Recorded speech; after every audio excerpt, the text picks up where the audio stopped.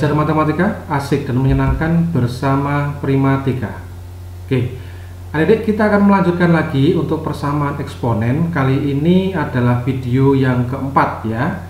Untuk persamaan eksponen bentuk yang kelima, yang saya maksud di sini adalah hx dipangkatkan fx sama dengan hx dipangkatkan gx, gitu ya. Jadi kalau kalian menemui bentuk persamaan eksponen seperti ini, maka untuk menyelesaikannya perhatikan kemungkinan-kemungkinan yang bisa kalian dapatkan ya. Yang pertama, fx sama dengan gx. Ini ya, ini kalian cari. Yang kedua, hx sama dengan 1. Oke, yang ketiga, hx sama dengan 0. Dengan syarat fx dan gx-nya harus positif, gitu ya. Jadi ketika hx-nya disamakan dengan 0, kan ketemu x-nya. Nah, x-nya itu dimasukkan ke fx dan juga dimasukkan ke gx. Hasilnya dua-duanya harus positif, gitu ya. Yang terakhir, ketika hx sama dengan min 1, maka jika didapatkan nilai x dan kemudian kalian masukkan ke fx dan ke gx, kedua-duanya harus bernilai ganjil atau kedua-duanya harus bernilai genap. Gitu ya adik-adik ya. Perhatikan dengan baik semua kemungkinan yang akan kalian dapatkan. Nah, ini harus kalian cari semuanya, tidak boleh tidak, gitu ya. Nah, supaya kalian lebih paham, perhatikan contoh-contoh berikut ini. Ya, yang belum subscribe silahkan subscribe terlebih dahulu, jangan lupa klik loncengnya. Oke, contoh, tentukan himpunan penyelesaian dari persamaan eksponen. 1. 3x dikurangi 2 dipangkatkan 2x plus 5 sama dengan 3x dikurangi 2 dipangkatkan x plus 7. Nah, contoh soal ini berbentuk seperti tadi ya adik-adik. Hx pangkat fx sama dengan hx pangkat gx. Kemungkinannya apa saja? Masih ingat ya tadi ya? Ini kemungkinannya. Ini harus kita cari keempat-empatnya, gitu ya. Yang pertama berarti kita menyamakan antara fx dengan gx, gitu ya. 2x ditambah 5 sama dengan x ditambah 7. Maka jika x-nya ini kita pindah ke kiri, 2x dikurangi x, gitu ya. 5-nya dipindah ke kanan, 7 dikurangi 5. Kita dapatkan x sama dengan 2. Nah, ini adalah penyelesaian yang pertama, adik-adik. Itu ya. Yang kedua adalah hx sama dengan 1, berarti 3x min 2 samakan dengan 1, sehingga kita dapatkan apa? 3x sama dengan min 2 pindah jadi plus 2, berarti 3, sehingga x nya sama dengan 1. Nah, ini adalah penyelesaian yang kedua ya. Ketiga, yang C, apa? Hx sama dengan 0, berarti 3x dikurangi 2 kita samakan dengan 0, sehingga kita dapatkan apa? 3x sama dengan 2 dan x sama dengan 2 per 3. Nah, ini yang harus kalian cek. Syaratnya adalah fx dan gx harus positif. Artinya ketika x nya 2 per 3, maka kita harus ngecek apakah f2 per 3 itu positif dan apakah g2 per 3 juga positif. Jadi kita masukkan ke sini ya. 2 kali 2 per 3 ditambahkan dengan 5. Kalau seperti ini kira-kira ketika kalian menghitung positif atau negatif? Positif, ya kan? Lebih dari 0 ya, positif. Kalau G-nya 2 per 3, G2 per 3 dimasukkan 2 per 3 ditambah 7. Ini positif atau negatif? Positif juga. Maka 2 per 3 ini memenuhi, gitu ya, termasuk dalam penyelesaian berikutnya. Kalau ada 1, 2 berarti ini adalah penyelesaian yang ketiga. Oke, kita cari yang keempat, yaitu ketika hx sama dengan min 1, berarti 3x dikurangi 2 samakan dengan min 1. Kita dapatkan apa? 3x sama dengan, ini pindah plus 2 berarti 1, ya kan? Maka x nya sama dengan 1 per 3. Nah, ada syaratnya, fx dan gx keduanya ganjil atau keduanya genap. Berarti ketika x nya sepertiga, kita harus ngecek apakah F sepertiga itu ganjil atau genap? Ya, kita masukkan. Seperti ini ganjil atau genap adik-adik? Ganjil, iya kan? Ganjil. Nah, kemudian kita cek G sepertiga. Ganjil juga enggak? Kalau ganjil juga berarti penyelesaian, ya. Jadi sepertiga ditambah 7. Ganjil enggak ini? Ganjil. Karena fx dan gx-nya sama-sama ganjil, ya kan? Maka x sama dengan sepertiga merupakan penyelesaiannya. Sehingga apa? Himpunan penyelesaiannya adalah 1/3, 2/3, ya. Kemudian apa? 1, terakhir 2. Nah, ini adalah jawabannya. Selesai. Masih ingin coba lagi? Kita coba contoh berikutnya.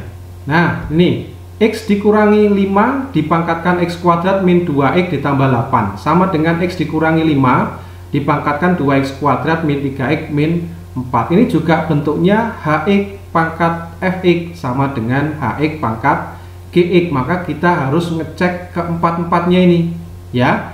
Yang pertama berarti kita menyamakan pangkatnya, fx sama dengan gx, ya. Berarti x kuadrat dikurangi 2x gitu ya, ditambah 8 sama dengan 2x kuadrat dikurangi 3x dikurangi 4. Nah, ini jika kita pindah ke kanan semua gimana adik-adik? 0 sama dengan pindah ke kanan berarti min x kuadrat, dengan 2x kuadrat berarti tinggal x kuadrat saja, iya kan? Min 2x pindah ke kanan plus 2x dengan min 3x berarti jadi min x saja. 8 pindah ke kanan jadi min 8 dengan min 4 berarti min 12. Kemudian kita faktorkan, ya. Maka kita dapatkan faktor dari min 12 jika dijumlahkan min 1 berarti apa? Min 4 dan plus 3, ya kan? Min 4 dikali 3 min 12 jika dijumlahkan min 1. Kemudian masing-masing kalian samakan dengan 0. Berarti kan kita dapatkan hasilnya 4, yang ini hasilnya apa? Min 3, ya. Ini penyelesaian yang pertama dan kedua. Oke. Kemudian yang kedua kita cari hx sama dengan 1. Berarti kita samakan x dikurangi 5 dengan 1. Maka kita dapatkan x-nya berapa? 6. Iya kan? Ini penyelesaian yang ketiga. Kemudian yang ke C, hx sama dengan 0. Berarti kita samakan x dikurangi 5 dengan 0, ya. Maka kita dapatkan x-nya sama dengan 5. Tetapi ada syaratnya, ingat, fx dan gx harus positif. Nah, kita cek apakah f5 itu positif, gitu ya. Kita masukkan 5 kuadrat dikurangi 2 kali 5 ditambah 8. Jadi kita masukkan ini ya, fx-nya kan ini. Oke. Kalau ini berarti 25 dikurangi 2 kali 5 itu 10. 25 kurangi 10 aja kan sudah positif ya. Ditambah 8 jadinya tambah positif kan gitu ya. Jadi ini positif. Oke. Kemudian G5 kita masukkan, gx itu adalah 2x kuadrat min 3x min 4. Berarti kita masukkan 2 dikali 5 kuadrat dikurangi 3 dikali 5 dikurangi 4, ya. 5 kuadrat 25 dikali 2 50. 50 dikurangi berapa ini? 19, pasti positif. Karena sama-sama positif maka 5 juga penyelesaian, gitu ya. Yang keempat terakhir, kita harus ngecek juga hx sama dengan min 1. Berarti x dikurangi 5 sama dengan min 1. Maka kita dapatkan x-nya berapa? 4, iya kan? Tapi ada syaratnya, fx dan gx harus keduanya ganjil atau keduanya genap. Kita cek apakah f4 itu ganjil atau genap, ya. 4 kuadrat dikurangi 2 kali 4 ditambah 8 jadinya ganjil apa genap ini? Ini min 8, ini 8, habis ya, berarti 16, jadinya genap. Oke. Nah, kalau f4 genap, apakah g4 juga genap? 2 kali 4 kuadrat dikurangi 3 kali 4 dikurangi 4 jadinya genap atau ganjil? 4 kuadrat 16 kali 2 32. 32 kurangi berapa ini? 12 dengan 4 min 16 ya, berarti genap juga, iya kan? 32 dikurangi 16 kan genap ya. Karena dua-duanya genap berarti 4 ini juga merupakan penyelesaian. Sehingga apa? Himpunan penyelesaiannya adalah, jika kita urutkan dari paling kecil berarti min 3 ya, kemudian apa? 4, 5, dan 6. Nah, ini adalah jawabannya. Gitu ya. Bisa dipahami ya. Contoh lagi Kak, ganti yang lebih sulit. Oke, perhatikan contoh berikut ini. Ini yang ketiga. X kuadrat dikurangi 8x ditambah 15 dipangkatkan 3x min 1 sama dengan X kuadrat min 8x plus 15 dipangkatkan X tambah 3. Jadi ini HX pangkat Fx sama dengan HX pangkat Gx gitu ya. Sama seperti tadi, kita harus cari satu-satu. Jadi yang pertama kita menyamakan pangkatnya lebih dahulu. 3x dikurangi 1 disamakan dengan x ditambah 3. Maka jadinya apa? X nya pindah ke sini, 3x dikurangi x 2x. Min 1 nya pindah ke kanan jadi plus 1, jadinya 4, iya kan?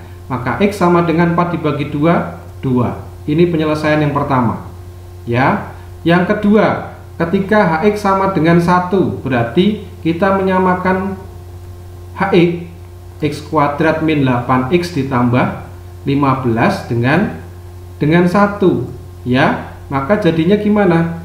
X kuadrat min 8x plus 14 sama dengan 0. Nah, ini tidak bisa difaktorkan adik-adik.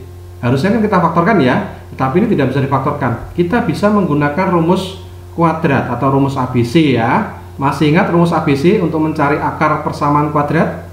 Masih ya? Ini adalah min B. Min B berarti min dari min 8, maka jadi 8 plus minus akar B kuadrat berarti min 8 kuadrat dikurangi 4 kali A. A nya 1 ya, kali C, C nya 14.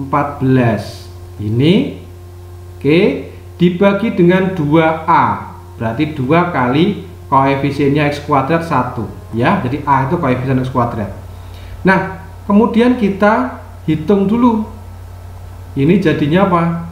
64 dikurangi 56 ya kan, dibagi dengan 2, maka sama dengan berapa? 8 plus minus akar 8 gitu ya, dibagi 2. Akar 8 berapa adik-adik kalau disederhanakan?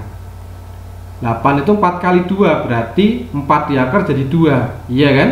Maka akar 8 itu sama saja 2 akar 2 dibagi 2, maka sama saja dengan apa? Ini kita coret nih, bagi 2 semua ya, karena ini plus minus ya, bukan perkalian. Jadinya 4 plus minus akar 2. Oke, artinya apa? Bisa 4 plus akar 2 atau 4 min akar 2 gitu ya. Jadi dari syarat yang kedua kita dapatkan 2 nilai. Oke, kemudian yang ketiga, C adalah ketika Hx sama dengan 0, berarti X kuadrat dikurangi 8x ditambah 15 sama dengan 0. Berarti kita faktorkan, bisa enggak? Bisa kalau ini. Coba X faktor dari 15 kalau dijumlahkan min 8. Jadi sama-sama min ya. Ini ya kan? Min 3 sama min 5 kalau dikalikan 15 jika dijumlahkan min 8. Benar kan ya? Kalau masing-masing kita samakan dengan 0, maka kita dapatkan X nya 3 dan X nya sama dengan 5. Tapi di sini ada syaratnya, Fx dan Gx positif. Nah, kita cek, kalau X nya 3, maka apakah F3 itu positif? Yo, Fx itu ini 3x min 1. Kalau X nya diganti 3, 3 kali 3 9, kurangi 1 8, positif ya? Positif. Terus kalau Gx, X nya diganti 3, Gx itu ini, X nya diganti 3, 3 tambah 3 6, positif ya? Positif. Berarti ini memenuhi ya. Sekarang kalau X nya 5, kita cek apakah F5 itu positif. Cek 3 kali 5 15 kurangi 1 14, berarti positif juga. G5 positif enggak? 5 tambah 3 8, jelas positif, maka 5 juga penyelesaiannya. Ya, sudah. Yang terakhir yang D, Hx sama dengan min 1, berarti x kuadrat dikurangi 8x ditambah 15 sama dengan min 1, ya, atau x kuadrat min 8x, ini min 1 pindah jadi plus 1, maka jadinya 16. Ini ya, kita faktorkan lagi. Bisa enggak? Bisa. Faktor dari 16 kalau dijumlahkan min 8, nggak ada yang lain, harus min 4 dengan min 4, iya kan? Min 4 kali min 4 16, kalau dijumlahkan min 8, ya kan?